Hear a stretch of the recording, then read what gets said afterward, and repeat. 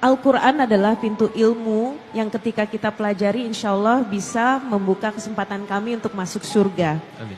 Lalu Ustadz, bagaimana seharusnya adab kami terhadap Al-Quran?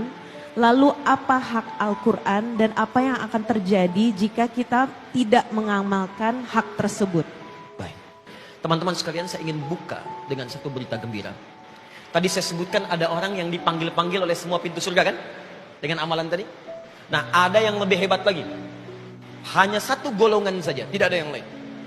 Orang ini bukan sekedar dipanggil, tapi saat masuk surga dari semua pintunya, ada yang ditontonkan oleh Allah di seluruh penghuni langit dan bumi. Semua menyaksikan.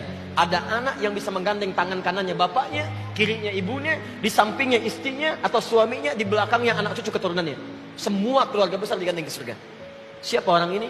Rahasianya ada di Quran surah ke-13 ayat 23 sampai 24. Jawabannya dari Quran surah 35 ayat 32 sampai 33. Paling kiri sebelah atas. Perhatikan kalimatnya.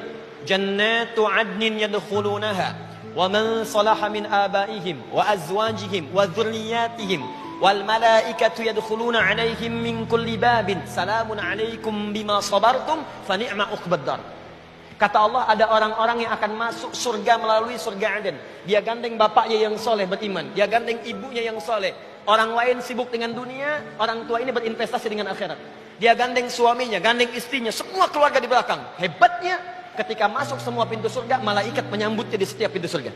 Kata malaikat, salamun alaikum bima sabartum. Selamat ya kamu masuk ke sini. Anak karena sabar saat di dunia.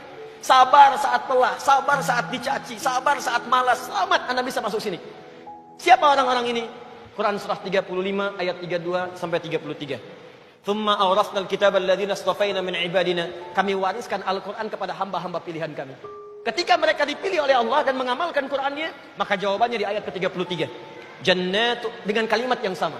Jannatu adnin yadkhulunaha. Ahli Quran ini akan masuk ke surga Aden. Bedanya dengan ayat yang ini, diberikan tambahan bonus di sini. Yuhallawna fiha min asawir. Orang-orang ini saat akan masuknya diberikan perhiasan dulu.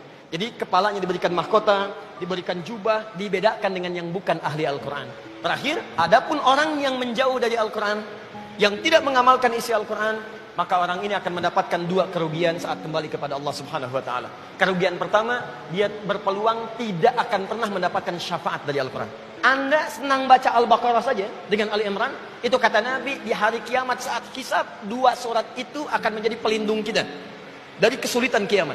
Yang kedua, mohon maaf, Qurannya tidak akan pernah meminta kepada Allah untuk memasukkan dia ke dalam surga. Maka itulah diantaranya, mudah-mudahan kita termasuk orang-orang yang ditunjukkan oleh Allah dengan mencintai Al-Quran. Wallahu ta'ala a'lam bishawab.